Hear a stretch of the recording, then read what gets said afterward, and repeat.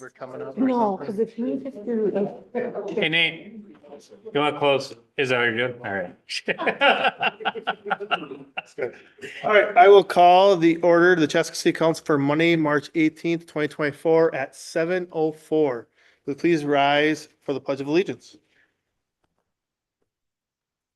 Pledge of Allegiance to the flag of the United States of America and to the republic for which it stands, one nation, under God, indivisible, with liberty and justice for all.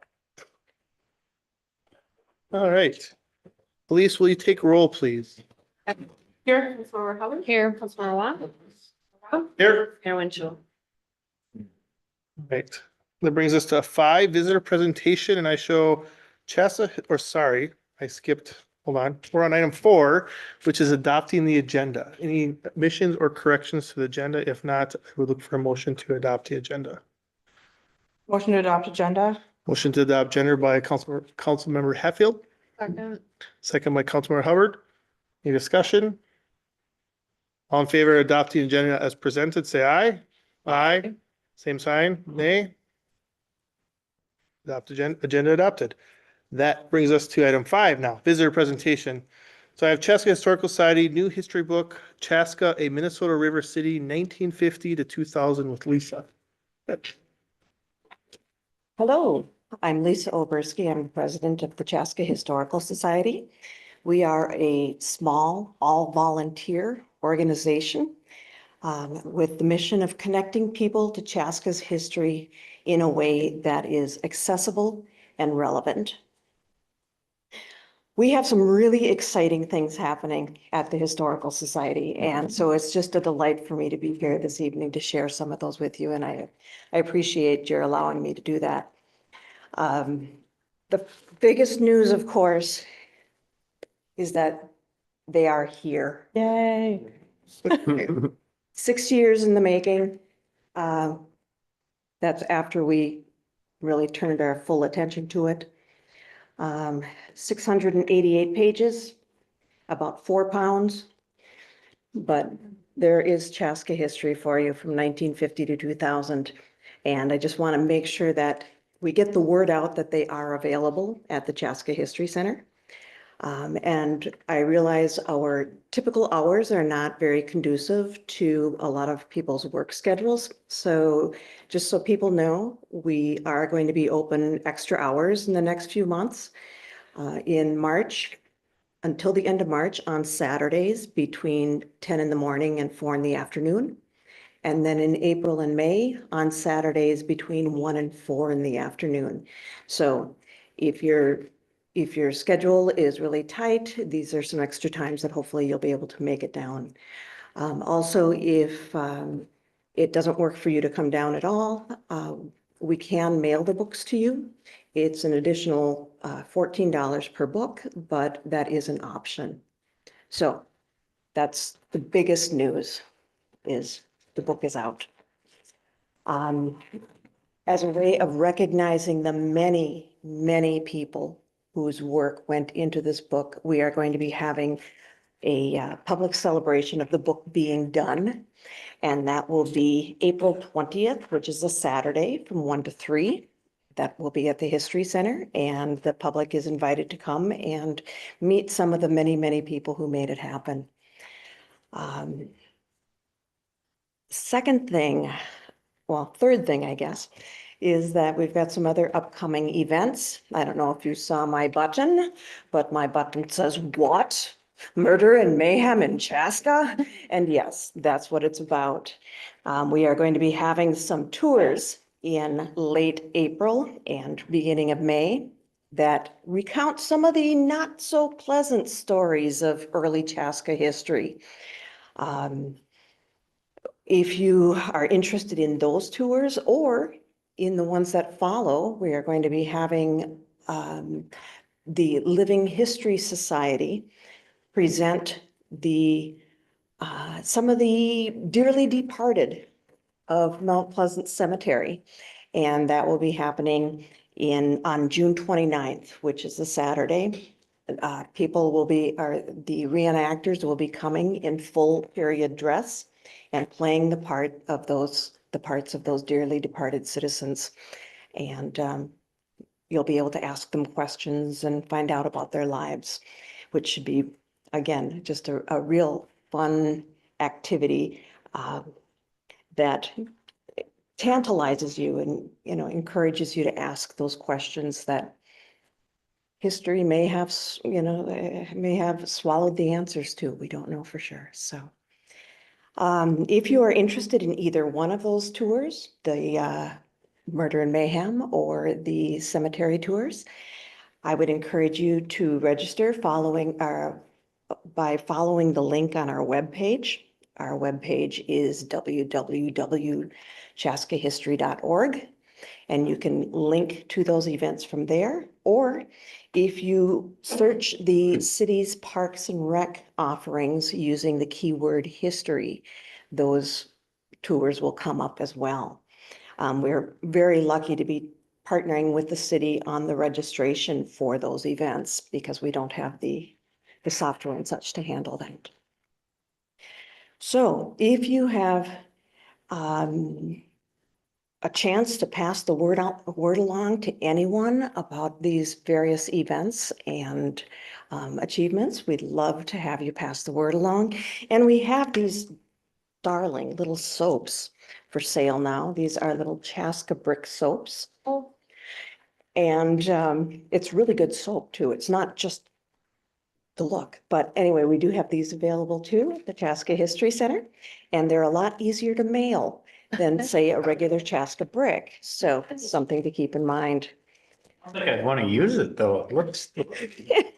But you know, And still, the nice thing is we have a very reliable supplier, so we will be getting more in. And I would encourage you to use it. That's what I have for you. Are there any questions or anything I can clarify for any of you? Not a question, but just a comment for, especially for those who are listening. You know, I was able to attend the Halloween fall Chaska history tour about ghost stories in Chaska, and it was fascinating. My daughter and I went to that and had a great time. Really heard a lot of great ghost stories about different homes. You didn't get to go inside because people live in those houses, but to hear about, like, you know, about the history, the rich history of Chaska being kind of you know, like sort of a town, a stop along the way to the gold rush. And it was kind of that a rough and tumble sort of like town back in those days. It was really enlightening because it just shows like the riches of the history of like what the town's been through, what the people went through, and the different waves of people who came through here that came from different parts of the world, different parts of the country. And you know, there's some really fascinating history here in town, in the different homes and the different buildings. And you know, each building tells a story. So it was great. It was a really fascinating tour, really well put together.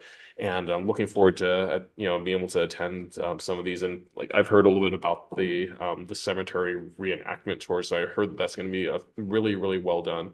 The group that you're partnered with does really goes out of the way for authenticity of costumes and the look, and you know, and to really make sure that it's a really well told story. So I'm really looking forward to, you know, attending one or both of those events. So, you know, hats off to all that you guys are doing to putting together to really kind of share that rich history of Chaska, and hoping to carry some of these stories for many generations to come. Absolutely. And yeah, if we didn't have this fantastic volunteer group that we have, we couldn't do anything that we do. It's pretty amazing. Well, So thank you. thank you. I don't have any questions, but just thank you to you and the whole group of volunteers, that especially that book, how much effort went into that. Really a labor of love. As you know, Lisa, I've really enjoyed it so far and enjoyed getting to spend time at the History Center when I went to pick it up. So highly recommend going in there and getting to do that. And the Will You Live to Be 100? I don't know how long that's going, but that was kind of fun to dig into too, and go in and imagine if you were, I can't remember, I think I was from sometime in the 1920s and had some sort of disease, and got to decide, see if I was going to live to be 100. So it was just a lot of fun, and the book's a lot of fun. So thank you to you and the whole group and all the effort and you put into it, because I just can't imagine what would happen if we didn't have people that cared so much about our history, and getting to like see some of the information that's in that book and the one that came prior, and how that'd be lost or swallowed up, as you said. I like that term. And I'm just so grateful truly that we have people like you willing to invest in our history. Sometimes it's hard to know where you're going if you don't know where you've been. So this is our guide to where we've been, so we have a better idea of where we're going. So thank you. Well, geez, those two, they really took the words away from. No, you guys did a great job. I mean, I echo what they're saying. The book has been fascinating to look at. It's been really fun to see all the industry and business and people and familiar faces, and kind of just, you know, thinking about the future and looking at the past. It's been great. And that the History Center is such a fascinating place to look around, and Yeah. all the method of archiving, and it's just really, really fascinating. So keep up the great work. Thank you. I will pass that information along to all the volunteers. Thank you. You're welcome. Here. Anyone else here for visitor presentation? Is there anyone else online? I don't think there is. No one online. Perfect. All right, that'll bring us to agenda item 6, approve previous meeting minutes. And that, to be specific, that city council meeting minutes from March 4th, 2024. I make a motion to approve the meeting minutes. Motion by Councilmember Hubbard, Second. No. Second. second by Councilmember Hatfield. Further discussion? All in favor of approving previous minutes from March 4th, 2024, say aye. Aye. Pose same sign. Meeting minutes approved. Brings us to item 7, consent items. These are items that can be approved together, can have further conversation, could be pulled out. Otherwise, they'll get approved altogether. Any questions on consent items from anyone? I just had one, 7A. I was kind of surprised at the bids, that the one was so much lower than all Yeah. the rest of them. But otherwise, I mean, I don't know. Yeah, I mean, in the grant, I don't know, probably the best person to speak to bid climate in this room is Matt, but you know, in the grand scheme of things, it's only $25,000 lower, and sometimes that can be as simple as them not having to mobilize as far as other groups. Okay. They might have another project that's going on in the community and they don't have to mobilize. Sure. There's all kinds of different factors. I just thought that was interesting. Otherwise, Yeah, I would say, Brian, I did review with our Public Works Director, Brian. He feels very confident in the group that's that is asking us to actually take action on this, so I don't see there being any real issues. It's just a matter of them really wanting. sure. Okay. That's what he said. Good for us. Yeah, it was great. It's great for. Yeah. This is a group we've done business with before, right? Yep, Brian's worked with them in the past, yeah. We foresee having to do this again very soon. Yeah, like what's the age of retaining walls? How old can they be? Yeah, that's a good point. Well, we have a lot The whole intent with the project, if you're out there if you go to the Innsbruck intersection. So the project is really set up to reduce the wall amount. Yeah, So hopefully, I mean, these walls will last anywhere from 25 to 50 years, depending on, I mean, they all need to be replaced at some point, but we're putting back as marginal amount as possible. We've had a really good success working with that property owner to come up with kind of a happy medium there. So it's in really good shape. But to your point, whenever we put a wall up, we will come back at some point. in general, we try to avoid putting up walls. There's certain places we have to. The town course has a wall on the backside of, where the patio is going down. And I think it's failed 3 or 4 times in the last 20 years. So, drainage behind it can be a big deal. We had a wall down at the clay hole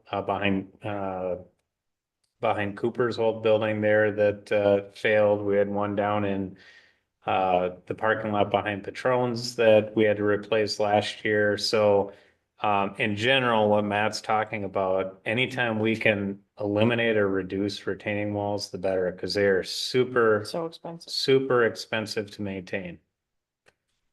Thank you. Good conversation. Looking for motion to approve consent items. Motion to approve the consent items. Motion by Councilmember Hubbard, I'll second. second by Councilmember Wong. Any further discussion? All right, hearing none, all in favor of approving consent, say aye. Aye. Opposed, same sign. Consent items approved. Brings us to 8A, public hearing, adopt resolution 2024-26, approving the city's application to Minnesota Department of Employment of Economic Development for the MIF program. Mayor and council member, the item in front of you tonight is actually a item for basically holding a required public hearing to be able to submit a grant application to the state through MIF stands for their Minnesota Investment Fund Program. It's through the Department of Employment and Economic Development. We've done these in the past. I'm going to turn it over to Julie, who will talk about a little bit about the company that's looking for it and how the MIF application or MIF award would actually be set up. Thank you, Mayor Pro Tem and council members. As Matt mentioned, we did receive a request from a new business. It's Murata Controls. They are a manufacturing company that recently opened a new location at 3650 North Chestnut. So it's a small industrial building that's just north of where the Costco is being built on the west side of 41 or Chestnut. So Murata is a family-owned business. It's headquartered out of New Jersey, and they design, develop, and manufacture innovative systems and subsystems for the aerospace, space, and defense sectors. In the Chaska location, they manufacture some small high-performance motors, which are used in some of their products. And on top of that, they are looking to expand their location here, which is where the request is coming from. They want to start developing kind of rapid prototyping capabilities. They also want to take the motors that they are manufacturing. They aren't manufacturing them all in-house, so they want to increase their capabilities so that would allow them to build 100% of their motors in-house. And they also need to upgrade their facilities so that they can add employees to do all of this, which is where the request is coming from. So as part of the expansion, they are looking to invest nearly $6 million and create 38 new full-time jobs within about 3 years. And the MIF assistance is needed to help with all of this. So the city or staff has been working with Deed and Murata on the application. We are expecting to submit it soon. The city needs to submit the application. And as part of this process, we are required to hold a public hearing and also adopt a resolution supporting the application itself. And then the amount of MIF assistance will be determined by Deed once we actually submit that application. And it kind of is like one of those pass-throughs where it runs through us and goes to Murata. The public hearing notice was published a few weeks ago. We did not receive any comments. So we're recommending holding the public hearing and then adopting the resolution. I do want to note Dale Spaeth with Murata Controls is here tonight, and he may wish to say a few words. And with that, I can take any questions too if you have any. How does that real quick, the reason for the public hearing is the state doesn't want to give dollars to companies that a community may not want to come in.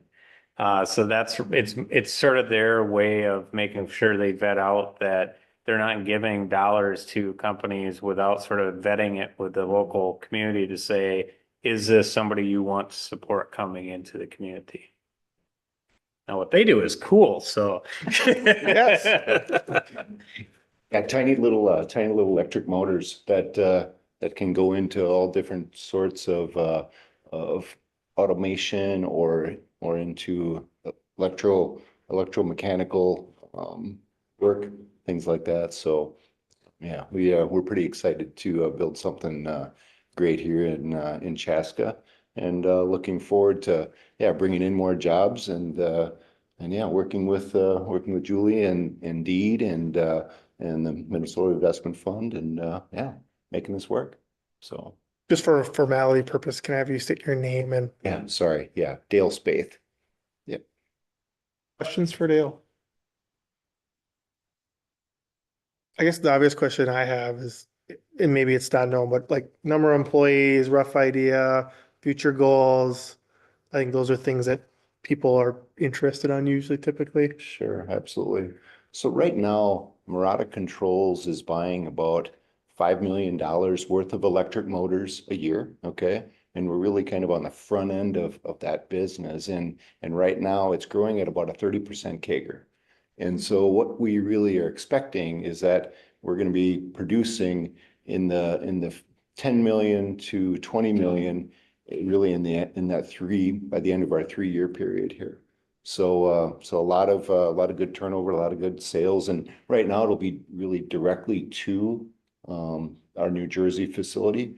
But once we really get up and going, then the plan is to maybe open that up to really, customers in North America, and who knows where we're also gonna sell our electric motors to. So it's kind of the plan.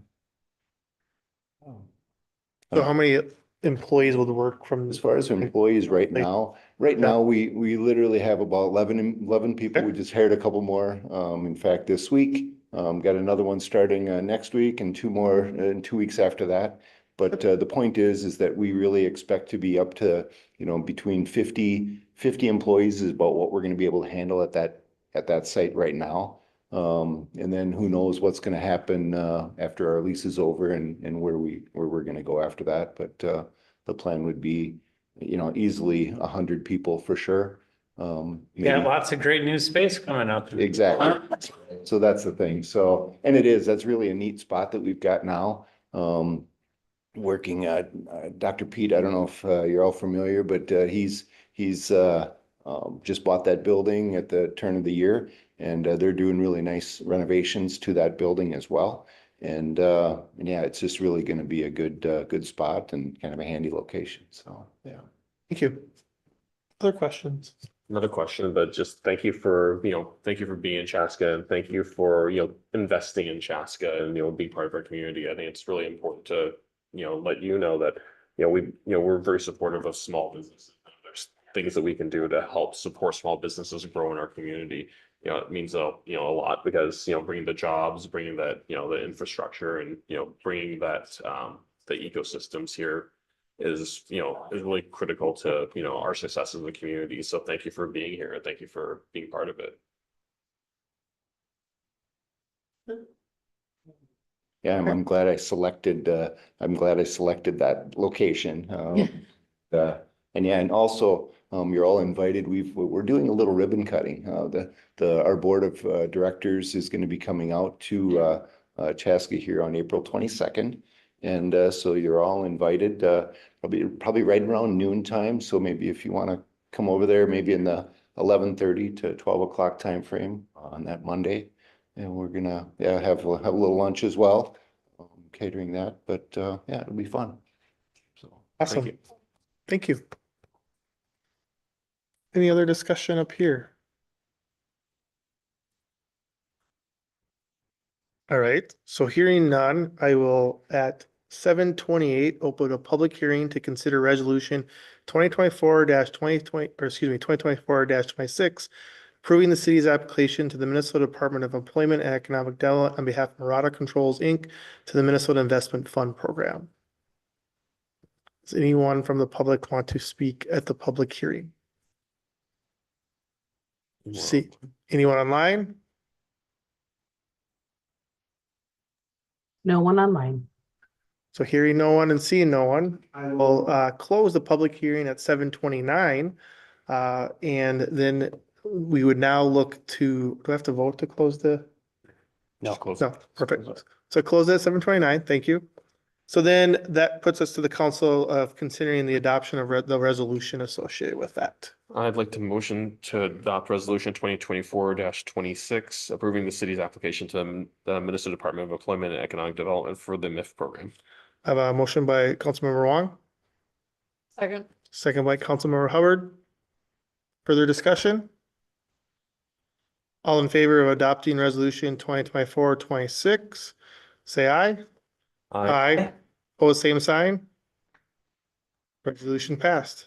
I wasn't gonna read it for the third time. The whole thing. Thank you. Thank you. Thank you. All right, it's a theme tonight. We got another public hearing. So 8B is public hearing about consider adopt resolution 2024-30, approving construction docks and authorize advertisements for bids, Bavaria Road, Southwest Christian High School turn lane improvements. Mayor and Councilmember, this is a project that is related to Southwest Christian High School.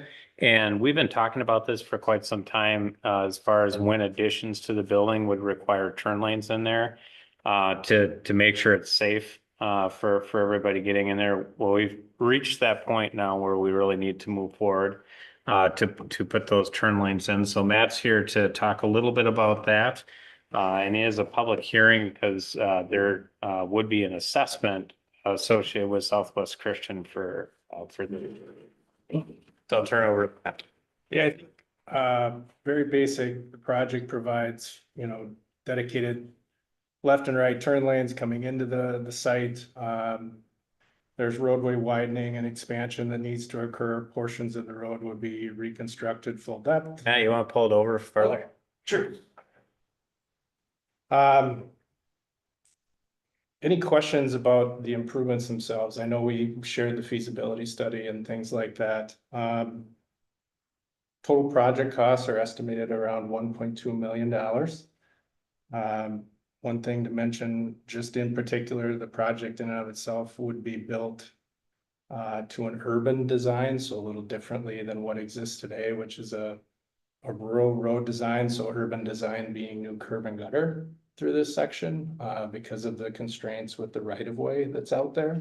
To recreate the section that does exist with the ditches, would require the property or the project to acquire private property. Long-term, the vision for Bavaria has always been, if and when traffic demands required, that road would be upgraded to an urban section. So what you're viewing today or on the exhibit is really what I would call is the today needs, which serve the safety and efficiency for getting folks into and out of the campus. Long-term, there could be a decision made if safety becomes an issue or traffic patterns change that Bavaria would require more upgrades, but generally speaking, in our there's no forecasted volumes that would dictate that. So what we're looking at for the project today is really just self-serving for the school. In terms of the costs, mentioned before, the overall project costs are estimated around 1.2 million. There are, as a part of the project, there are assessments. Dan is here, Southwest Christian High School. When the school expansion occurred back 7-8 years ago, the city and Southwest Christian had entered into an agreement for these turn lane improvements. The assessments that are proposed are essentially the Southwest Christian is responsible or takes responsibility for the improvements that are needed for the turn lanes. There is a part of the project costs include trunk water main. So in this area, we have a very large central trunk pipe that is 80+ years old, that we've had issues with and before. So there is a local cost share with this project that would be for the utility portion of it. Those costs are estimated a little over $500,000. That $500,000 takes into account the utilities and any additional costs above and beyond what would be needed to construct the turn lanes as the city share of this project.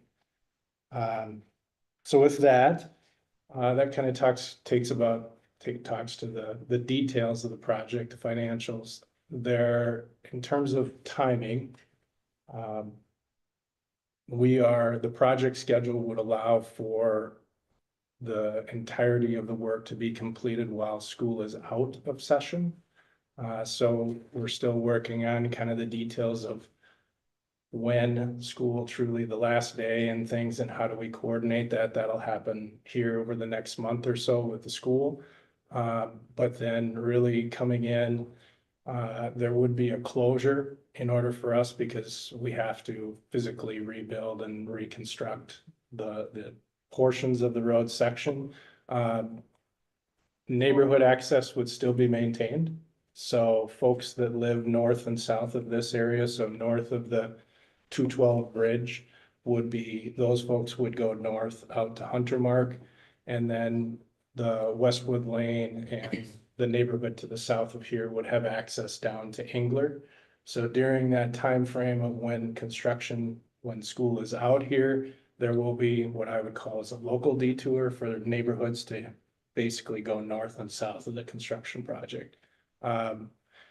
We plan on putting together a little notice, probably a flyer in the mail to let everybody know in advance when the project's coming, where the closure area is and how they can anticipate, coming to and from home this summer while the project is out.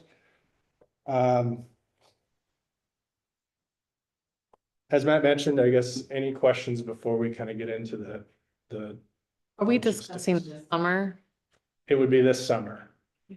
I noticed, so I drive this route a lot, and I noticed that during at least in the afternoon when school is let out, I noticed that there are orange cones that are set up to try to encourage only a right turn out. And I don't always see that abided by. But why did we decide to not address that part of it? Why not put a roundabout here or something? That was my else? question too, that seems like a really busy Because intersection. it is, yeah, A great question. There's a traffic answer to that, and then there's the, kind of the immediate needs. So the project or the problem that exists out here is a very minimal time frame in terms of when the peak demand is for the school. It wouldn't meet the requirements of us to upgrade the intersection to a roundabout or something because of what we have as warrant analysis that needs to be done. It wouldn't meet that. What we have done and what we plan on doing with the school is to come up with, what are those peak time period options of how to best manage traffic during that. No fault to the school. They're doing the best they can and adapting to the situation. I think part of this is going to be education to all of the folks who do come to the school, which we will work with Dan and his group on to kind of help better educate when you do come out. They've already been sharing the message to, once you do come into the school, take a right instead of trying to take a left, exiting out, especially in the mornings when folks are coming in and coming out. But it's really that education piece that we got to focus on first, is how do we make sure that people are at least coming and going during that in 20-minute period. Say, come in, don't cause the backups onto Bavaria, continue driving down past the school drop-off zone. If there's a space available, continue going. And then as they come out, especially in the morning, to go right. That's kind of the next step that we'll work on after this, but it's not going to be a one fix solves all the problems. And a roundabout certainly wouldn't do that either. sure. I think the other thing with a roundabout is the amount of right of way that it takes. Mhm. And, it's hard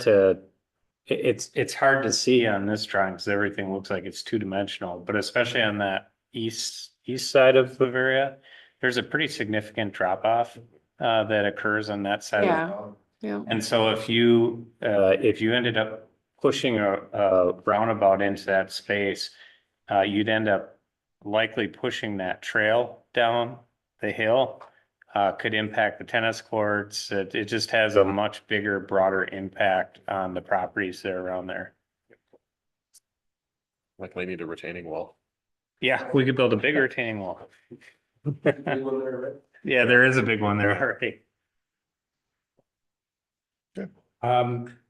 Just in terms of process, and again, if there's any other questions, we can talk about them. A little different than how we've handled projects in the past, because this is a joint effort between the city and the assessments that are being proposed for the school. Once the project is completed, we would be coming back and having the assessment hearing. So traditionally, we would have that assessment hearing first, create that certainty behind the project. In this case, once there's already an agreement in place, so we would have the assessment hearing after, so likely either this fall, first part of next year, depending on how quickly we can move the project along, but that's kind of one thing that typically we would have the assessment hearing right following after the improvement hearing, but council will just notice that that's going to happen here later on this fall. There will be the assessment and the terms we have already listed in our agreement. If there's any changes to that, due to the project financials and things, we would obviously be bringing those back, but we do have an agreement that covers those costs already. Just to note, because it is the public improvement hearing, one of the things we do cover is not only the assessments, but the costs. So the city's portion of the cost would be reimbursed through two different funding buckets. One would come through our municipal state aid reimbursement. So Bavaria Road is a collector road for us, eligible for portions of those costs to be reimbursed. So at least the local share of the costs, and then the trunk utilities costs would come out of the trunk funds. Thank you. Questions? All right, I hear any questions at 7:41. I open the public hearing about considering the resolution 2024-30, approving construction docks and authorizes an advertisement for bids, Bavaria Road, Southwest Christian High School turn lane improvements. Anyone here for the public hearing? I'll ask again, anyone else online? No one online. Seeing that no one's coming forth, I will close the hearing at 7:43. Did I open at 7:42? I think so. Thank you. 7:43. And then bring it to the council to consider adopting the resolution.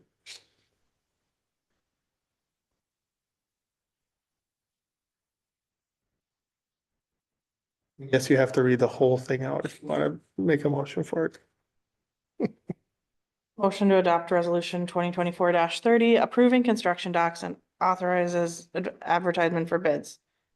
Bavaria Road, Southwest Christian High School, turn lane improvements.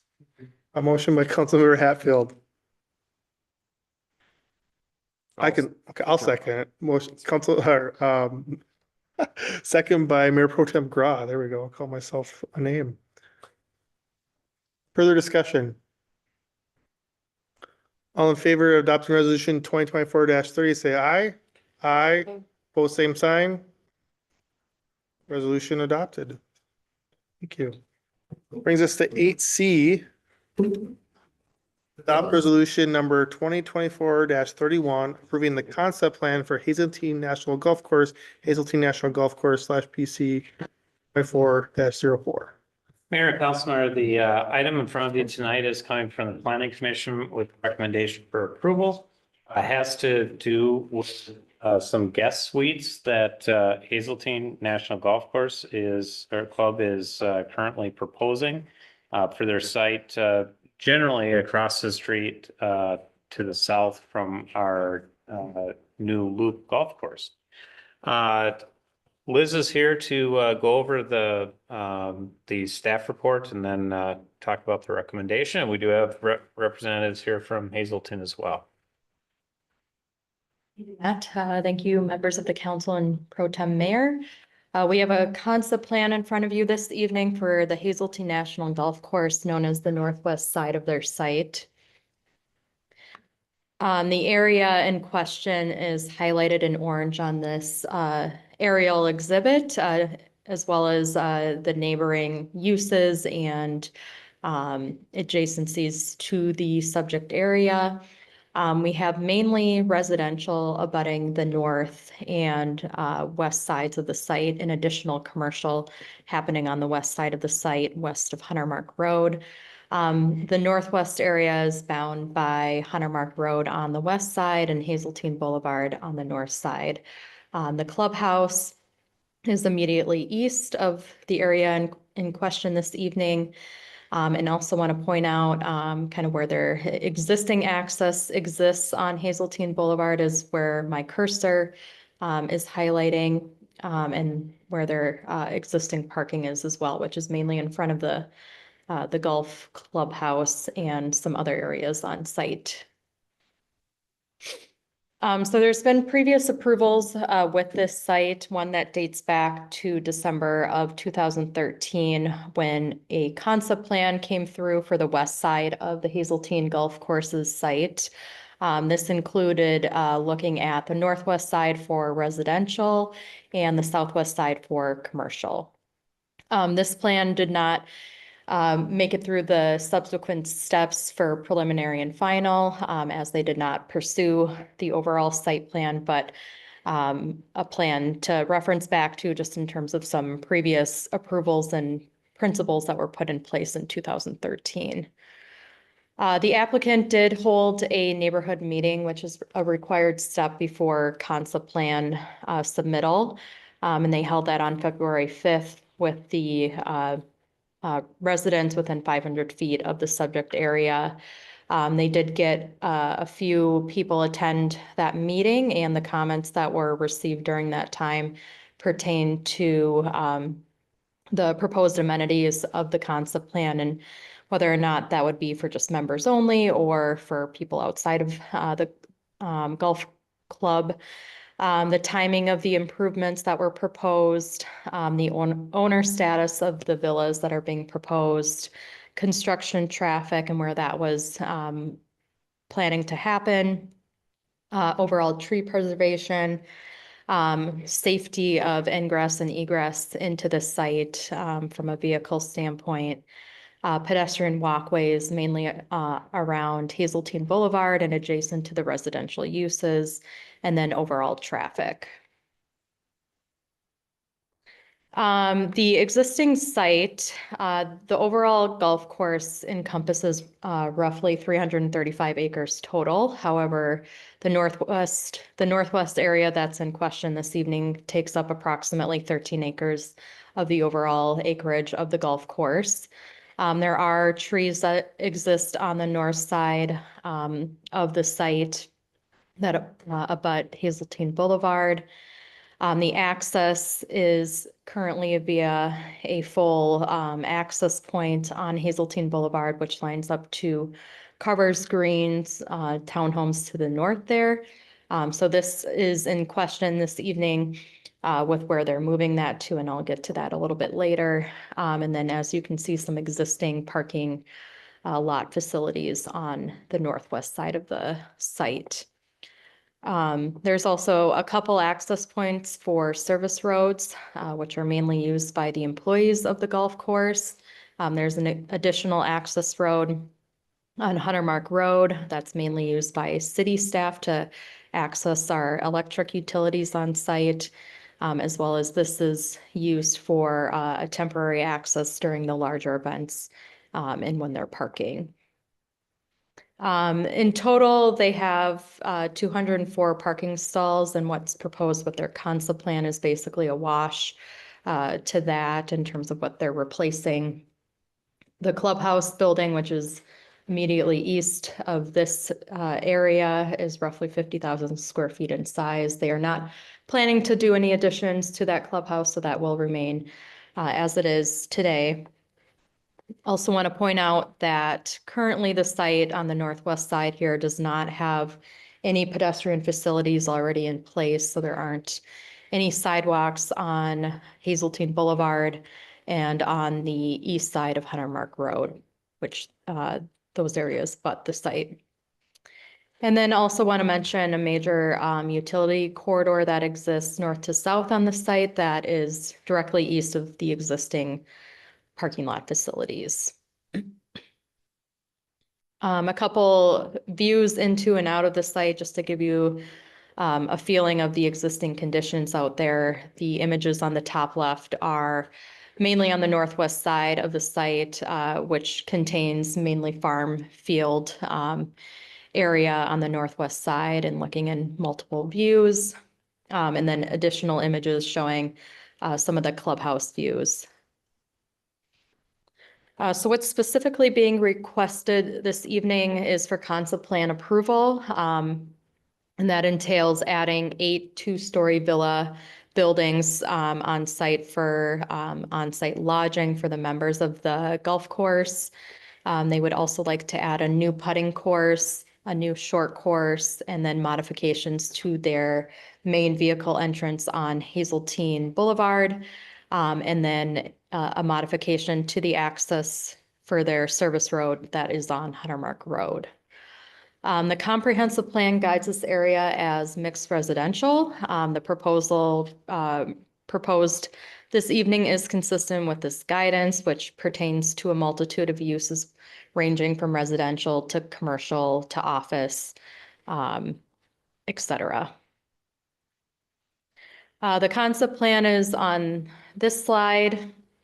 I want to note, first off, the change of the main vehicle entrance into the site, which is shown kind of on the easternmost side of Hazeltine Boulevard. So where I'm showing my cursor on the screen is where the existing entrance is accessed today. So they'd like to move that to the easternmost side of Hazeltine Boulevard.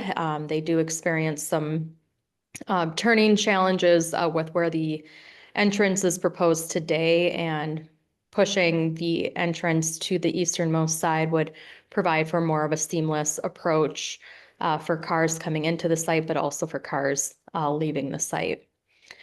They also wish to add a gatehouse type structure to the main vehicle entrance, which would help with the controlling of people coming in and going from the site from that facility.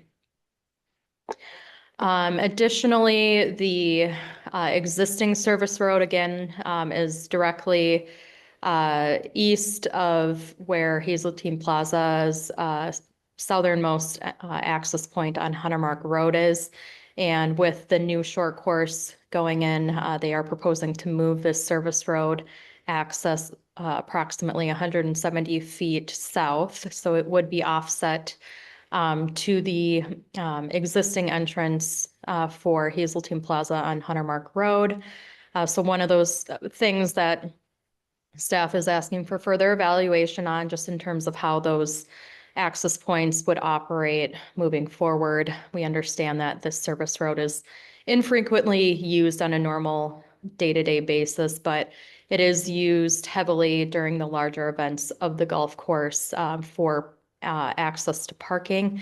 So we want to understand kind of what those offsets would produce from a traffic operations standpoint. So just something to further understand as we move into the next step of the project. For parking, the main parking lot adjacent to the clubhouse will be marginally modified with the new alterations on site. The other parking lots will be impacted with the new site layout, and they are proposing a new parking lot where I'm showing my cursor, as well as parking stalls that are immediately adjacent to the new villa units. In total, the parking provided on site will be 203 stalls, with 32 of those being directly adjacent to the villas. And then the villas are shown in gray outline on this exhibit here, and where I'm showing my cursor. And these, again, will be 8 villa units that are 2 stories in height. Each villa unit would contain 4 bedrooms, so a total of 32 bedroom units would be proposed with these 8 buildings. In terms of parking, they are meeting 2 to 1 parking stalls per unit, so effectively meeting the city's parking ordinance there. The villas would be walkout style, so they'd be walkout right onto the new putting course that would take up approximately an acre of the site, and is kind of hatched out in a dotted delineation here adjacent to the villas. And then immediately west of the new putting course would be the new short course that would take up a majority of that northwestern area, approximately 11 acres. With each of these new golf additions, they do imagine a level of lighting being added to each of the different courses. For the putting course, they imagine some low profile lighting systems there. And then with the short course, they imagine some higher elevated light poles or lighting attached to the adjacent trees. In addition, to help with some of the view sheds coming into the site, but going out of the site, they wish to add some berming and some landscaping to the north and west sides of the site on both of those edges there. And then this slide just encompasses kind of the desired look for both the golf course additions, kind of in the top left image set here, and showing kind of those low profile lighting systems that they are desiring for the putting course, and kind of those elevated lighting systems for the short course in that top left area. And then in the bottom right, some general conceptual ideas for the villa units and the type of materials that they wish to explore for those buildings. Their intention is to match the materials and general design of the clubhouse building, which is shown in the image that I'm hovering over. So just a couple things to reiterate that the applicant will have to work on for preliminary. One of the things is providing a parking analysis for the proposed changes, both looking at the normal operations of the golf course, and then when they have their large event operations on site. As we all know, they hold some major national events and international events, such as PGA championships, as well as the Ryder Cup, and these do generate some large parking counts on site. And so we want to understand, with the changes that are being made and open space being changed to golf course space, what that does from a parking standpoint, and how they're able to accommodate on site is really what we're trying to get to with that first bullet point. The second piece is further evaluating the traffic of the site for the proposed access points into the site for both the main entrance and then the service road on Hunter Mark Road. Providing lighting specs and photometrics for the proposed lighting for both of the added golf course amenities.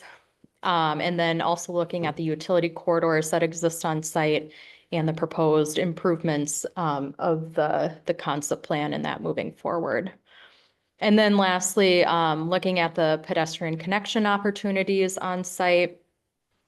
We had a few called out in our report, one being a sidewalk connection on the south side of Hazeltine Boulevard between the main entrance proposed and Hunter Mark Road, being able to provide a connection that would allow golf course users, as well as the nearby residential users, to have a safe connection from their site to the sites and pedestrian connections on Hunter Mark Road and Hazeltine Boulevard.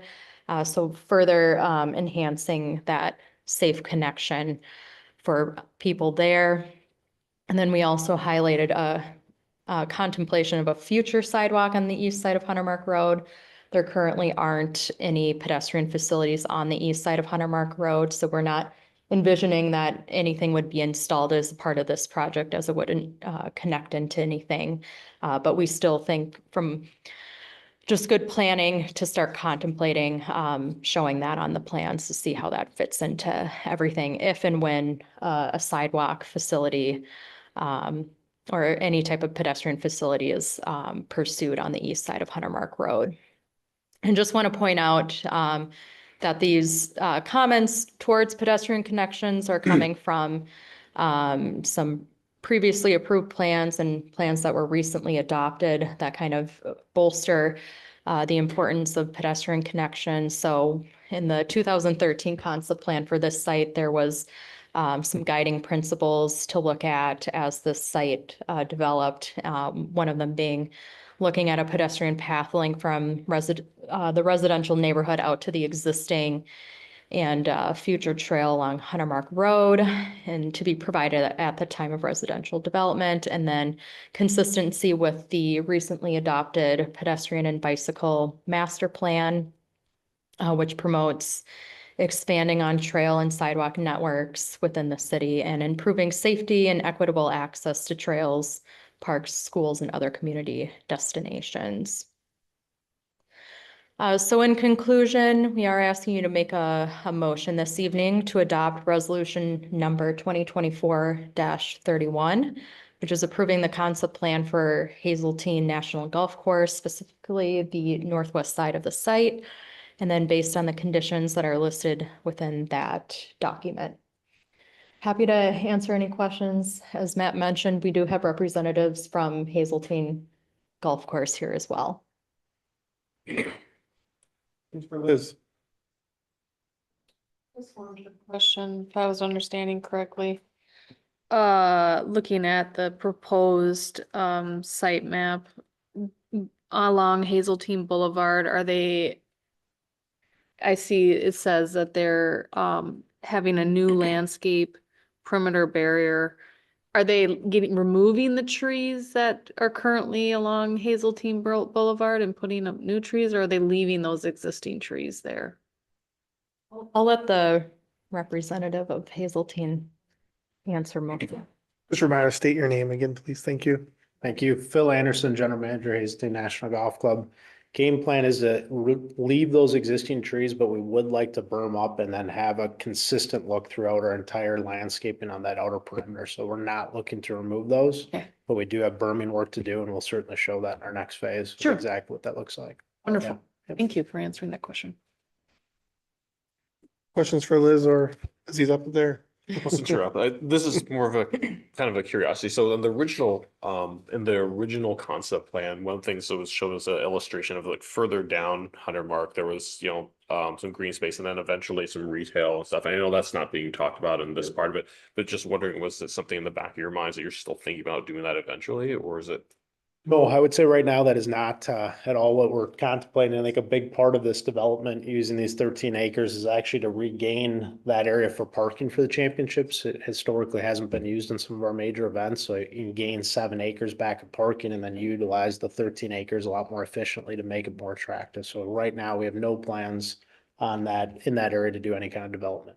So that lower area just be, so everything below that, including that pink area, is would remain undeveloped right now. Correct. We call that the pumpkin patch is what we refer to it as. And yes, we do not plan to touch any of that area. We want to utilize that better for parking in the future. And the other question is for the townhomes that are being built is for, in the packet, it said for, for members of the club. Was the intent also to allow for club members to be able to do exchanges with other clubs and that sort of thing? Or was it also, is it just club members only? It's really for Hazeltine National Golf Club members only. Will there be some reciprocity of somebody coming in from another club from out of state? Potentially, but it'd be very minimal. We're talking probably less than 1% of utilization. And it would have to be, for our policy standpoint, it'd have to be a member that's signing off and kind of hosting that guest as a whole. So it is really exclusively private just to the membership. So I'm guessing it sounds like there's a significant percentage of your membership that's not actually here in Minnesota. Not necessarily. We've got right now about 10% of our membership are national members. So it's an opportunity certainly into the future to potentially expand that demographic and, rebalance some of our business portfolio. I think the other big part of it is just the attraction from a national championship standpoint, being able to have people staying on property, the ease of use of that and the attractiveness of that is pretty significant. Yeah. Thank you. My pleasure. Other questions? I just one, just because I'm more curious. What are some other like national golf course? Is this common, uncommon? You're the first, you're behind the curve. I'm just kind of curious when you look at kind of your big national golf courses, what's the trend for like on-site villas type of thing? Yeah, it's certainly, I'd say over the last 8 to 10 years, destination golf has become a very impactful component of really the golfing experience where you can go and take a weekend or a week and go with friends or colleagues or family and take in that kind of an experience. I think certainly having that here at Hazeltine is a huge opportunity for us into the future. We're seeing demand for it. Everyone that we're talking to, we ask, what could we do differently or what would you do differently? And everyone says we'd build more. That's really been the response as a whole. So I think just the attractiveness to be able to stay on property, eat, dine, play golf all day into the evening and be able to relax and stay there is a huge accommodation. We actually think some of the local market, as they have guests coming in town, we envision them utilizing that service quite a bit into the future. So that is something that we forecast and anticipate. And again, as we look across the country, we're continuing to see that model work and grow as a whole. There are a couple clubs locally, not many, that have a very small housing operation. There's one that's about 10 miles from us, and they're at about 90% occupancy in the summertime. So it's hard to get reservations within that housing. We think with, what we're putting together, there's going to be plenty of occupancy available with having 8 units. Good, thank you. Mhm. Thank you very much. Appreciate it. Might be more of a Liz question. Cause I know this is one of the things you're going to address further down the line, but looking at the kind of the photos, of kind of the concept with the lights on the putting course. Are you guys gonna kind of do an analysis to make sure they're not impacting the neighborhood across the street? Okay. I kind of, They'll have to meet our ordinance and in the way that the fixture is affixed to if they use the trees or if they use their own pole system. like how high they can go and things along that. Right, yep, yep. All of that will have to be looked at as a part of that photometric plan they put together. Okay. Mhm. I assume that they have to abide by the same sort of like timing as like our parks, like 10 PM, they'd have to shut it off, or is that not? Really, there isn't really a strict window of time that they have to adhere to. However, there's probably some evaluation that will have to happen as a part of when they submit for preliminary is understanding those hours of operation and when they do plan to have the lights on and when they plan to have them. This would fall into more of a commercial type of use. Mhm. And so you think about the Targets or the Cubs or things like that. I mean, what we're gonna have to make sure with these lights is that they're meeting the standards to make sure that they're not impacting the neighbors. But it doesn't necessarily, call out that they have to abide by certain hours.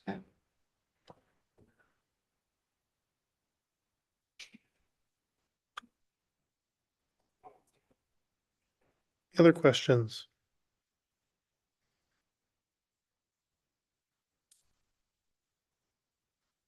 If not, I'd look for a motion to adopt resolution 2024-31. So moved. Motion by Councilmember Wong, Second. second by Councilmember Hatfield. Further discussion? Hearing none. All in favor, adopt resolution 2024-31, approving the concept plan for Hazeltine National Golf Course in the northeast section, 2024-04. All in favor, say aye. Aye. Pose same sign. Resolution passes. Thank you. Thank you. All right, that brings us to bills. All right, I've got 4 questions. Page 27, there's an item for N-Power Technologies. For 2 different items for N-Power integration and some work management software. What is this for exactly? So Empower is our software that we use for outage management in our electric department. So it's basically how we keep track of where outages are occurring, and so we can get it and communicate the right information. With our new AMI system, it also eventually will tie into our AMI system, so it can actually send out appropriate notices to people without us having to necessarily go and put a general message to the public. Very cool. Good. So it's nice to see more integration there because, that saves time, money, and also gets better communication for better. Yeah, I mean, transparency. it's I'm sure it's one of the frustrating things for our linemen when they're trying to work as fast as they can to get things done, but also then trying to manage the phones at the same time. So it's, we'll get done soon.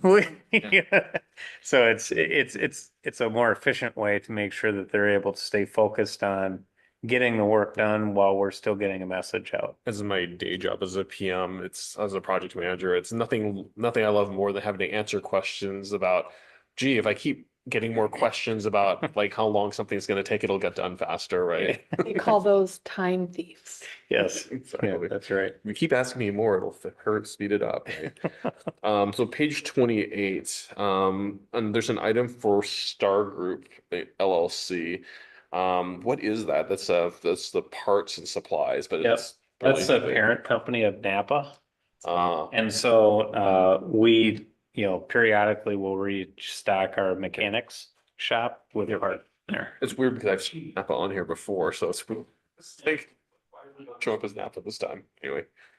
Okay, and then page 39, there's an item for Tyler Technologies, some ERP SaaS stuff. So no, it's not a question specifically about, having an ERP or SaaS or an ERP that's on the cloud, but how often do we renegotiate these type of agreements? Because I noticed, it's a pretty hefty sum, and it's given that it's an annual cost, do we reevaluate their SaaS offerings and look at that to Yeah. go for more competitive pricing? So we're on a current 3-year cycle to do that. And the reason we do 3-year cycles is it actually decreases our increase a little bit. Okay. So we found that's the most cost efficient way to do it. Okay. It still keeps it soon enough where if, obviously new things pop up, then we can reevaluate things. But long enough where we can take advantage of the discount that they provide us for that. Makes sense, because I also know it's like expensive we're also disruptive to re-platform to a new SaaS too. Oh, yeah. And it's painful, so Yeah. believe me, it's like it's no one's best interest to do that unless it's a significant cost advantage. Yep. But yeah, I think it's important that we, as stewards of taxpayer dollars, always looking at that. Yeah. And then I think it's a general question. So, I know that since we're, subbing out all the public safety, construction costs ourselves, we're probably going to see a lot of those things hit these lists too. That's my presumption. We actually won't. Oh, we won't. No, Okay. because what we have is we have a construction management system. And so the construction manager is the one that submits the bills and we make the payments to the construction Oh. manager who then makes it to the contractor. So what we would see on this is when we say a large payment to the construction management, to that other fund as a construction management fund occasionally. So it'd be more like the. It'd be more typical of what you see with like road projects or We anything else just that we see have. the big number, the big Yep. summary number against that. Okay. Which Yep. makes me feel better. That I'm not gonna hit with like 1,000 different things. No, no, no. Handles and stuff. No, Like, okay. no. Much better. Okay, that's all I got. Thank you. Other questions on bills? Look for a motion to pay the bills. So moved. Motion by Councilmember Wong, Okay. second by Councilmember Hatfield. Oh. Hubbard, see, I'm just channeling the I spirit. didn't even catch it. Channeling the spirit of the mayor by calling you, going the wrong names. That was a second by Councilmember Hatfield. Oh, no, so, try one more time. Councilmember Hubbard, Yeah. third time's a charm. Me. Thank you. Thank you. sure you're not related? I don't know. It's the double H, it just gets me every Didn't get time. adopted or All something. right, we have a motion and a second. Further discussion? Elise, would you call roll, please? Yes. Councilmember Hubbard. Yes. Councilmember Aye. Raleigh. Mayor Pro Tem. Yes. Motion to pay the bills passes. Thank you. Brings us to other business. I'll start with Councilmember Wong, because I can say that name right. It won't get you wrong. Can't go wrong with one, right? Ooh, that's, No. wow, that's a, My ooh. gosh. That's not a thing. There's a right way and a wrong way to do it, right? Boy. All right, you're Let the good. puns fly, right? We like it. Okay, so Chaska Bash is coming up on April 12th. So if you haven't got your tickets, you're interested in supporting the Chaska boosters in Chaska, the Chaska High School, it's on April 12th. Christmas in May and the Loop Grand opening on the weekend of May 4th and May 4th. So Christmas in May is Saturday, May 4th. The following day is the Loop Grand opening on Sunday, May 5th. And then, of course, we also want to put out there the reminders for the Taste of Chaska on May 8th. So that's the weekend of May 4th, right after, is going to be a busy week with the Loop Grand opening and then the Taste of Chaska, and then River City Days on Friday, July 26th through July 28th. So that one's going to be at Lions Park this year. It sounds like they're pretty set on Lions Park at this point. So there's also, I think that on some Saturdays they're having a public open house at Little Ruse. So if anyone wants to provide input or get in contact with the River City Days committee that's organizing it, that's a great place to meet with them, ask some questions or express interest in volunteering with the organization. Two quick questions, or one question, one comment. So one item is I saw that in the League of Minnesota Cities magazine that there was a piece on the growth through opportunity, and Officer Janke was mentioned. So it was like a big shout out for her. That was super, super cool. Yeah, and there was actually 3 cities that started it after she did her presentation at the, I don't know, it was Chief of Police Conference. It was one of those conferences, but I know the city of Bloomington and 2 other larger cities in Chaska actually picked up and started the GTO program based on our model.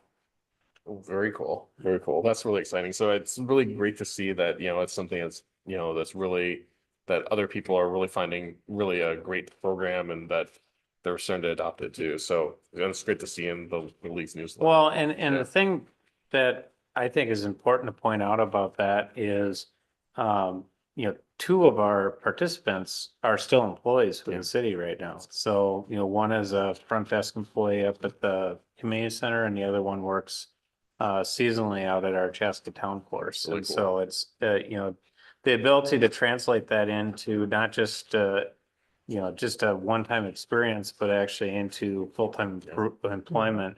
It's good for both of us. Yeah, very true. Very true. So always some good stuff there.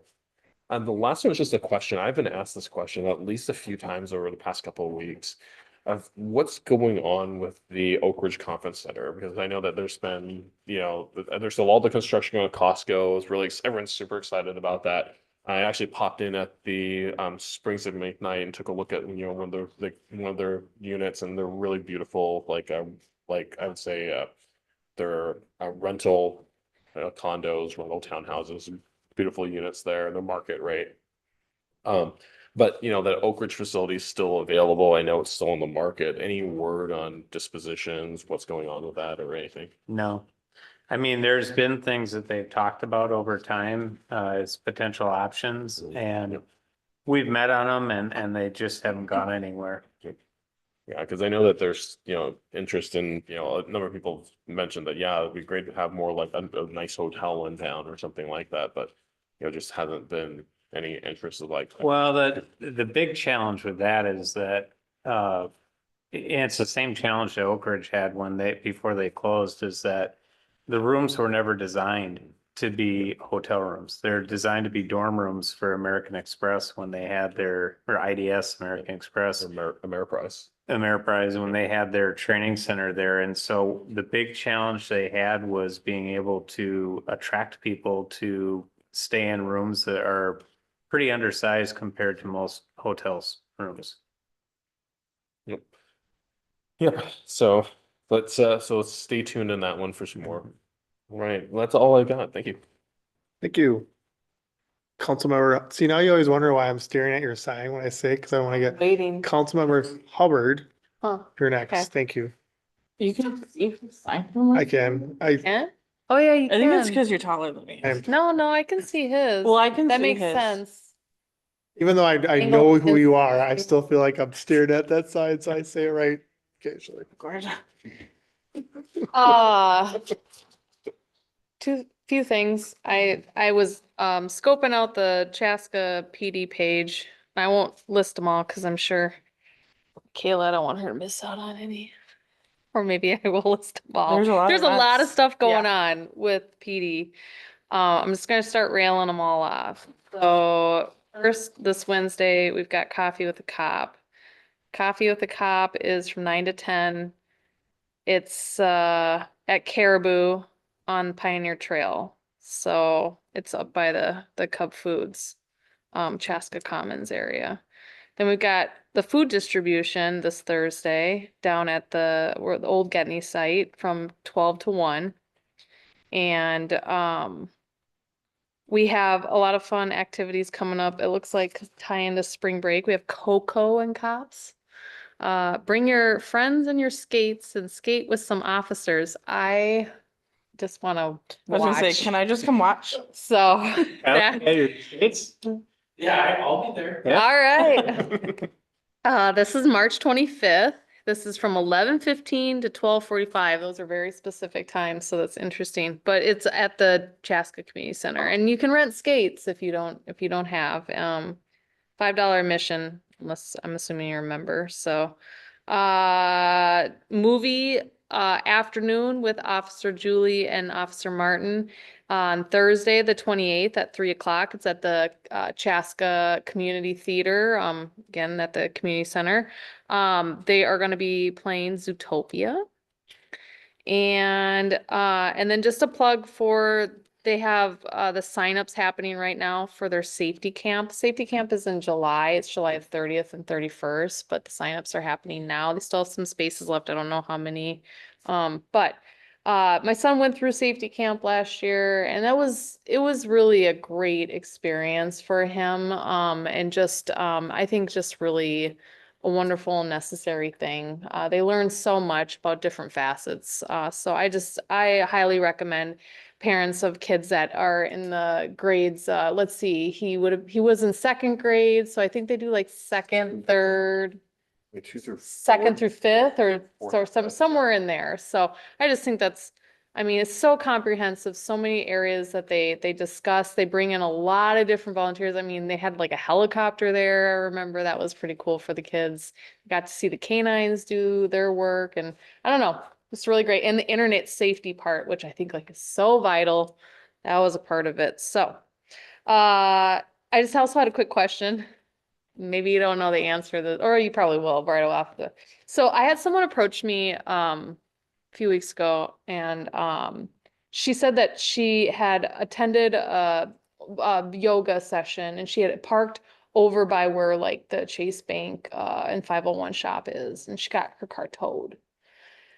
And talk about being a good neighbor, and like, maybe that they can come to some sort of agreement over there. But if it's a private parking lot, what is the requirements of signage to like notify? Does it have to be at every stall? Does it just have to be at the entrance? Like, what's the Depends on how protocol? somebody challenges it, is really the answer. Cause like for public parking stalls, I know this one really well because we've had issues with it before where we've had signage that was like down on Second Street. And if the sign wasn't exactly at a certain height, they'll throw the ticket out. I don't know how it works on the private side of things. I would assume that there needs to be some kind of visible notification of it, but I'm not positive. Okay, so like if it just got towed, does she just have to kind of work it out with the owner of the parking lot in order to kind of? Yeah, and I believe over there, I believe that's like a common association that actually owns that. Yeah, that it looks like parking it's lot. the same people that own the building that 501 looks like, maybe from my little bit of. Yeah, and I'm not sure if they sold that building to Chase or not, or if they're leasing that. Cause they also owned that building as well.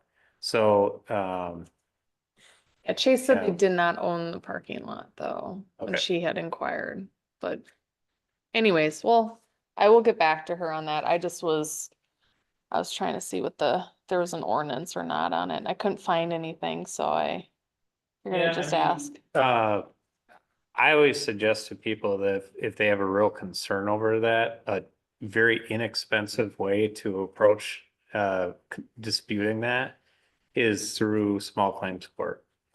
That's something that costs little to nothing Yeah. to be able to put something in. And sometimes those minor disputes can get resolved that way. Awesome. That's it. for me. Thank you. Councilmember Hatfield. Yeah, I think most of what I had is covered. Did we mention Earth Day in May? Mm-mm. Okay. April?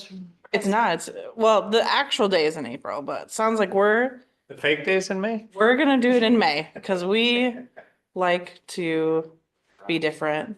So Earth Day in May will be on May 4th. Same day, that busy weekend again, at 10 a.m. to 1 p.m. at McKnight Park. It's a free outdoor event. They'll have educational booths, interactive activities for the whole family.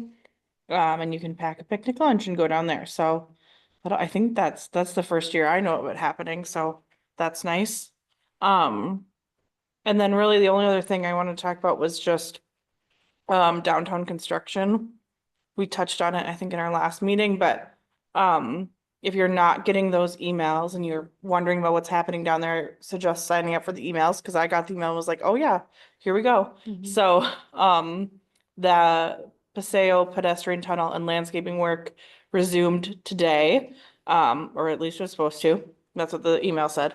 So there's no road closures, but the parking lots and such will have different impacts.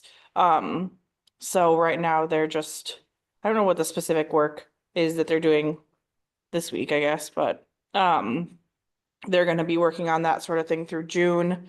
And then just, there is some businesses that are probably more impacted than others, so, and in general, just to keep going downtown and shopping those businesses, the side street parking will be open, even if some parking lots are not, so just encourage everyone to still go downtown.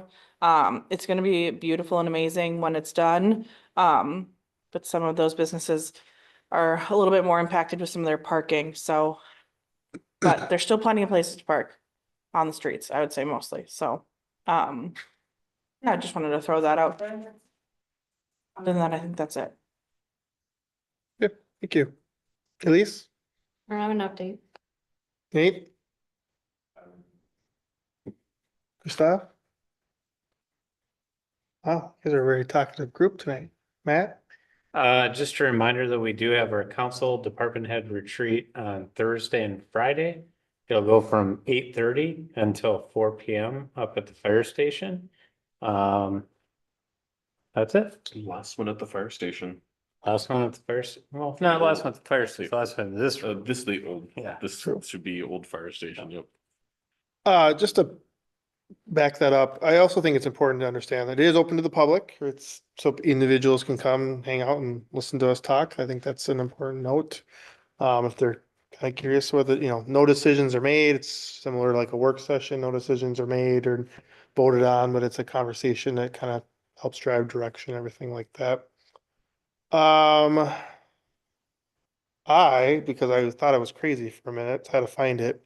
Oh, of course, now it just left my phone. Well, that was very convenient to quickly do that. So all this talk about coffee with a cop and cocoa with the cops. French fries with a firefighter. oh, yeah. Oh, yeah. I thought that was very clever. Yeah, that Firefighter Cody at McDonald's on Chaska Boulevard, Wednesday, June 5th from 4 to 5. Receive a coupon for free fries. So I like the creativity of French fries with a firefighter. So throwing that out there. And then lastly, our next meeting, just kind of a meeting update to channel the inner Mark for myself. Inner Mark? Inner Mark. April 1st, which we will have a work session prior at 5:30, and then April 15th, and then April 29th. We're kind of back to a normal schedule, first, third, and fifth, if there is a fifth. And we're back to work sessions before every meeting. That is So- also an accurate observation. Except for the, Back so except for really the hungry on last, Mondays. except for the last one in April. That's, yes, we have five Mondays in April. And at this point, we're planning on not doing anything on that fifth Monday, Like, no meeting, no Nothing. work session. I think. Just you said there's a meeting, It but says, no work session, it says April 29th, we plan Yeah, on we're a not work doing session. anything. so Okay. maybe nothing. The reason, Stay this tuned. isn't necessarily a good reason why we're not having a meeting that night. No, hold on. Yeah. It's the whole discussion we had last month about the missing middle housing bill that's being proposed at the legislature. Yep. If that passes, I hear. the We're not, We're no, You were not. we're not. I'm sitting here like, was I here? if that bill passes, it will have major impacts on local governments and our ability to zone. Yep. And major impacts on people's ability to come to us if they're upset with something, and be able to see some resolve from it. So we,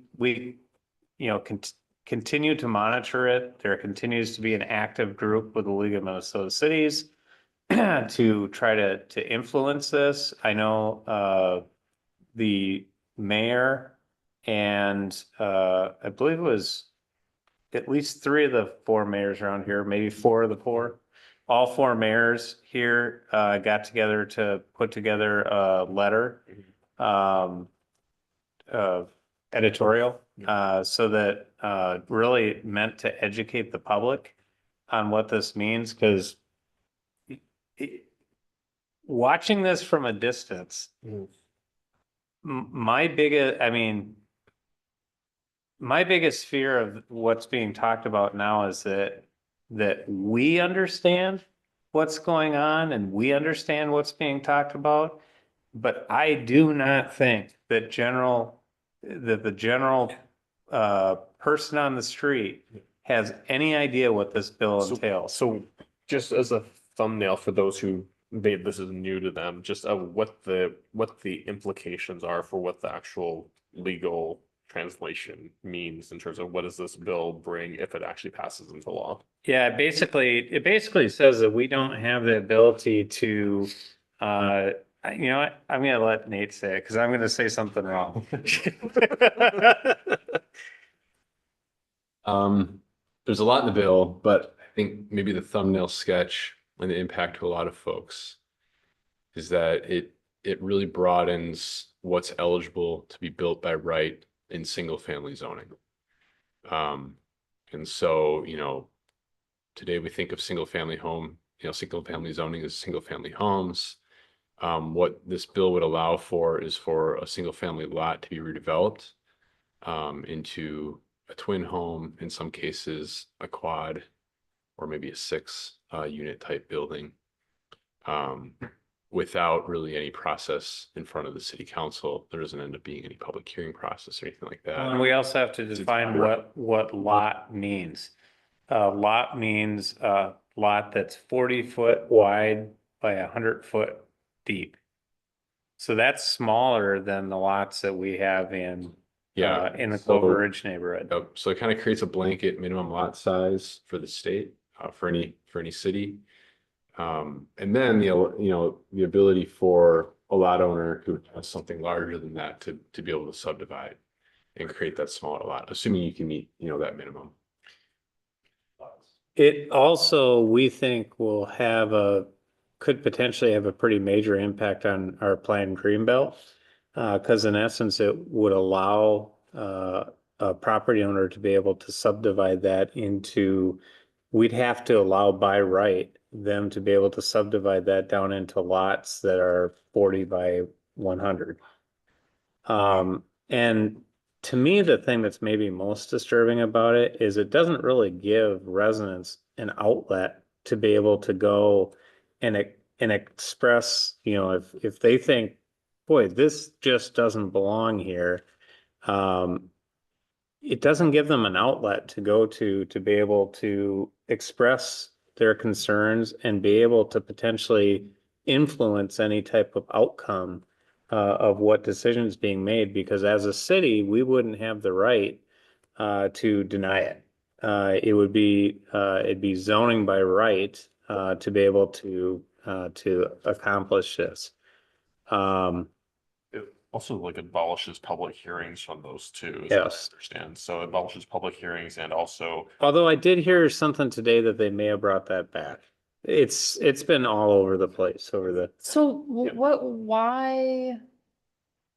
What's the motivation? Is it in the thought that they're trying to create more affordable housing? Is this why? That Yes. cities impose too much rules and regulations that drive up cost. Yep, Okay. And exactly. that's the argument that like the groups that are supporting it are claiming that they can't make an affordable house because And you have one of all the, these things you have to accomplish. and to me, one of the challenges with that is the city is only one piece of the building process. Yep. You know, there's the land and how much the developer actually purchases the land for. There's the, their building supplies and what they, there's a whole plethora of things that go into why a house costs what it does. And, the city is a piece of it. But the biggest thing that people have been focusing on is just this inability for cities to have any input into that process. I read an article, I can't remember which article it was, but that even went into, there's even one in a neighboring community where they're buying all these lots and building houses and they're just rental houses.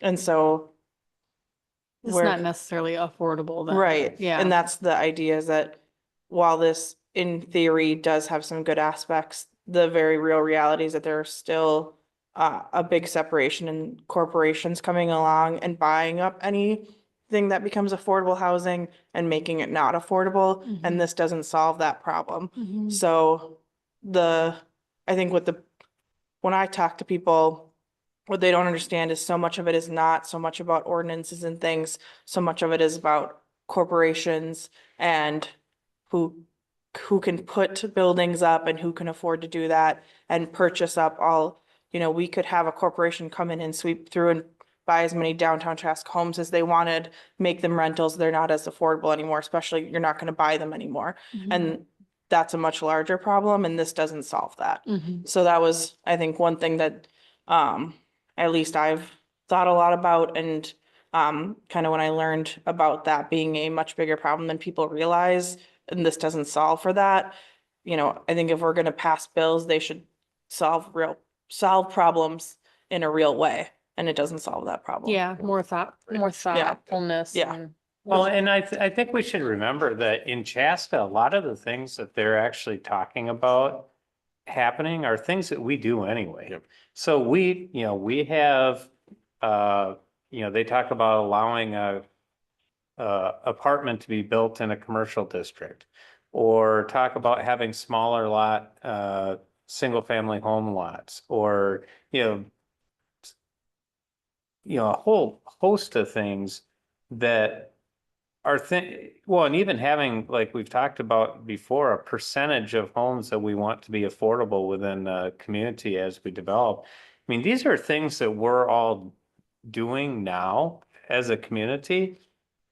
But in that process, we're able to do them in a way that we can have some control over how it actually, what's the end product? What's that look like in our community? How does it function? Is it? And have public input. And have public input, and that residents actually have the ability to be part of the process. Because I think that, as I also understand, that some of this pending legislation also includes exemptions from all except for the most building codes. So like in terms of like ordinances around like look and appearance and things like that kind of get pushed Yeah, aside. so we couldn't do like our outside exterior anti-monotony stuff. We wouldn't be able to have any of those enforced. Or someone says, okay, there's a house in downtown Chaska, screw this historic, I'm gonna build something super modern there, right?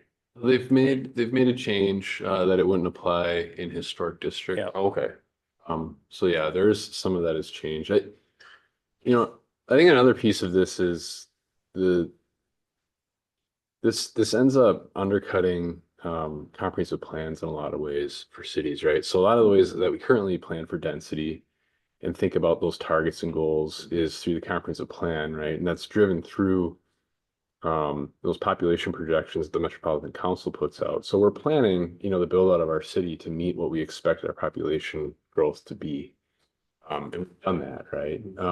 And so this bill is being introduced and really kind of undercuts a lot of that planning work that was put into place to make sure that our infrastructure needs are meeting our expected populations. That the unit counts that we're planning to accommodate are meeting those projected populations. All the city services that we provide, right? And so you start to, erode a lot of that planning work and thoughtful foresight that's gone into that through this bill.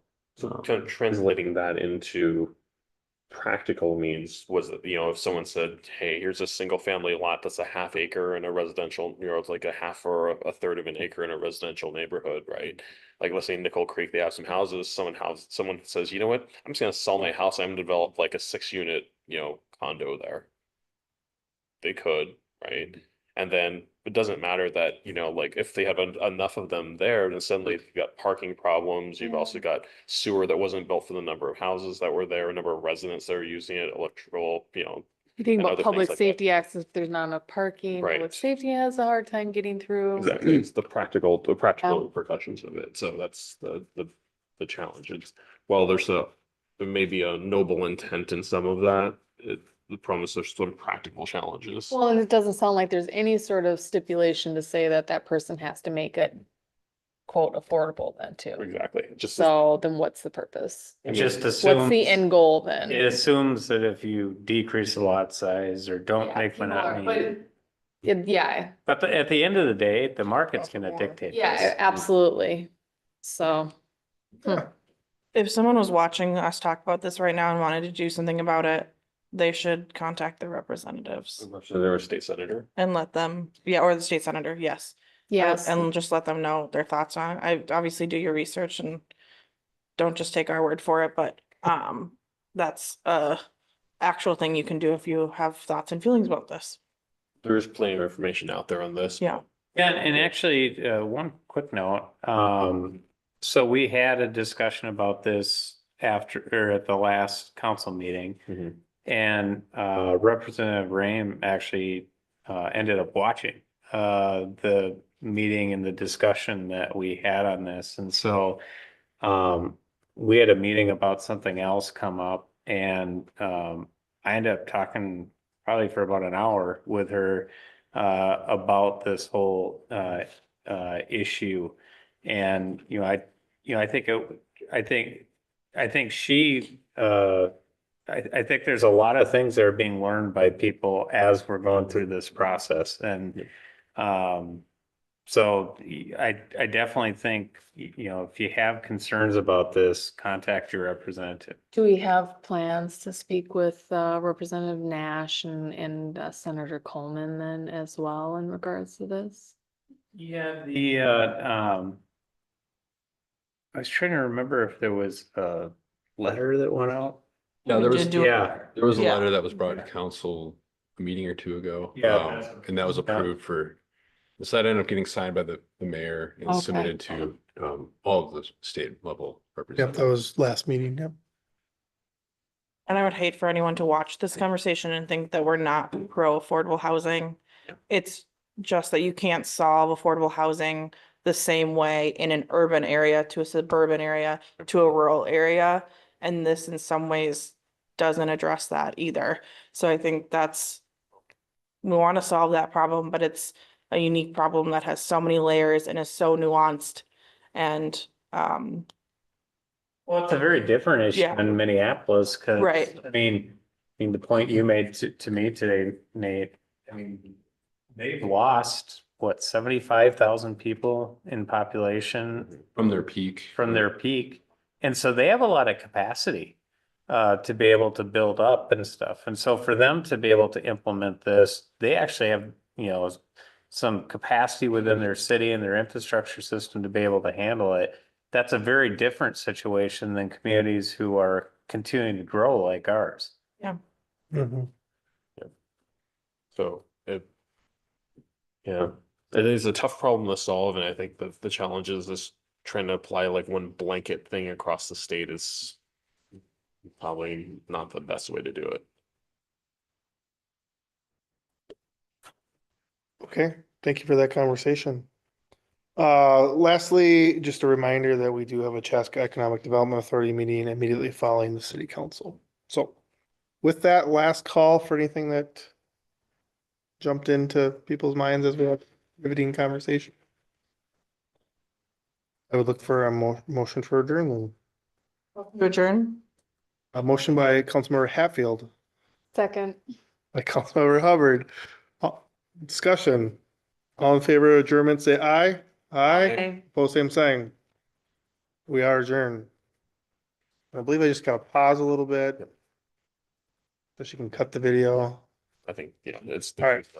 Perfect, we're good.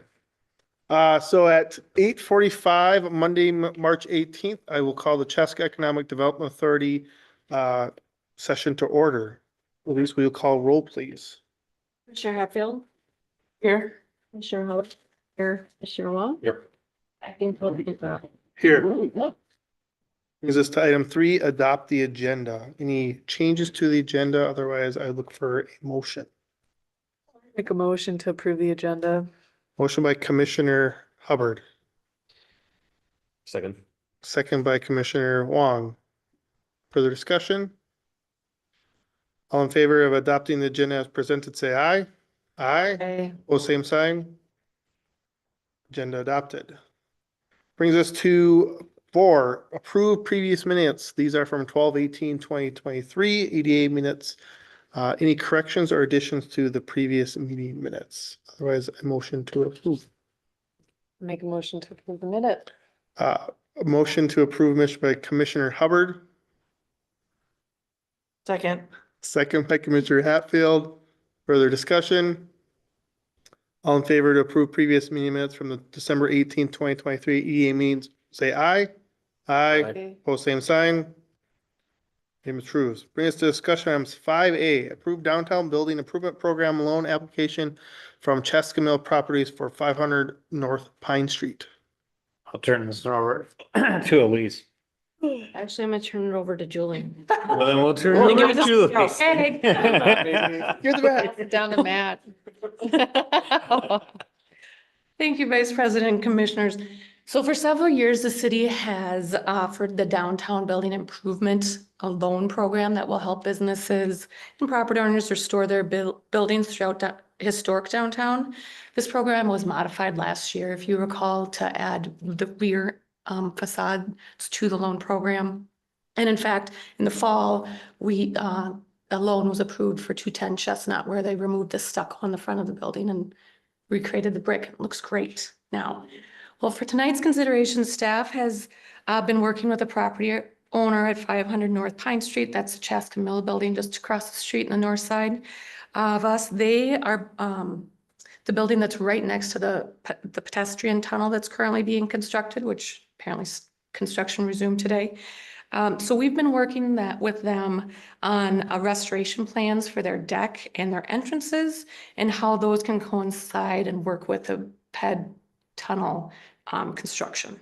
The property owner intends to replace the existing deck and door entrances on all sides of the building, and basically to visually enhance the building exterior and increase safety. The goal is to further entice customers to come into the Chaska Mill businesses themselves. The total cost of the project is approximately $31,400. Per the program guidelines, it's a 1-to-1 match. So the loan request is for just over $15,700. And of that, half of the loan, so about $7,800, will be in a low interest loan that's repayable over 10 years. And then the other half will be a deferred forgivable loan, provided they stay in the property for 10 years. it's consistent with the program guidelines and staff is recommending the EDA approve the loan request as written in the staff report and just allow the work to begin. I will take any questions or I can explain anything further if you'd like. No questions, but that's very exciting to see Mhm. reinvestment Mhm. back into that property. Yep. It's historic. It was, I mean, a big part of what the city was built on, and grateful for that property owner reinvesting in that, and especially with how visible it's gonna be for our new trail. Mhm. And hopefully lots of people will sit and or stop and sit on that and eat at size or whatever it may be. So very exciting. I completely agree. It's like being able to really have something newly refreshed that's right at the, right at one of the key junctures of this trail is going to be a great amenity for city. And hopefully, it's one of those things with reinvestment that once you can like get people reinvesting and start that, get that momentum going, people say, hey, if I reinvest it, improves my business, improves my viability, then that attracts other businesses and it sort of, creates that positive dynamic that we want to see in that growth. So this will be a really good piece to it. So it's great to support them in that sort of that reinvestment process to help it really improve that amenity. So always great to hear. Nice to see someone use the program. So great job, Elise, putting that together. And Yeah. whoever else, but I think you did most of it. Yep. Yeah, good job, everybody. Yeah, that's awesome. Good job, Julie, getting someone to use it. Or just good job, whoever else wants a good job. It was really Clark. Yep. All right. Any further discussion? Otherwise, I would entertain a motion to approve the downtown building improvement program loan request for Chaska Mill Properties LLC for the work to be completed at 500 North Pine Street. So moved. Second. Gosh, you get that fast. I was Scared me. Commissioner Hatfield and a second by Commissioner Wong. Further discussion? All in favor of the motion as read, say aye. Aye. Opposed, same sign. Discussion, 5A approved. 5B is bond sale reimbursement. Mayor and council members, the item in front of you tonight is sort of a belt and suspenders type of action item that we need to take prior to financing for our public safety building. So basically, the IRS requires that we pass a reimbursement resolution for what we actually could potentially spend on the public safety center, all the FF&E issuance costs, things like that. And then when we do go out and sell debt, then we're able to reimburse ourselves with that debt. If we don't do a reimbursement resolution, then we're ineligible to reimburse ourselves for that. So it's an important step to take. So like I said, it's one of something that is important to do, but more of, like I said, more of a dotting your I's and crossing your T's sort of action to take. So with that, staff is recommending approving resolution 2024-28. Questions, discussion? I look for a motion to adopt Chaska EDA resolution number 2024-28, establishing compliance with reimbursement bond regulations under the Internal Revenue Code of 1986. So moved. Motion by Councilmember Hubbard, Commissioner Hubbard. Thank you. I did. That's exactly what happened. Okay, second by Commissioner Wong. Any further discussion? All in favor, as motion as presented, say aye. Aye. Opposed, same sign. Brings us to other EDA business. I'm just gonna popcorn it. Anyone else want to throw it out? Anything else? I'm not talking KFC popcorn either. I was gonna say popcorn chicken. That's what I was gonna do. Hungry. Anything?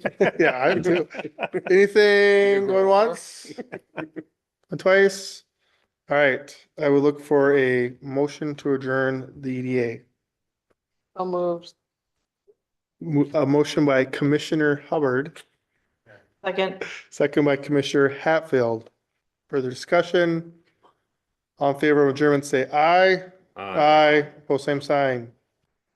We are adjourned.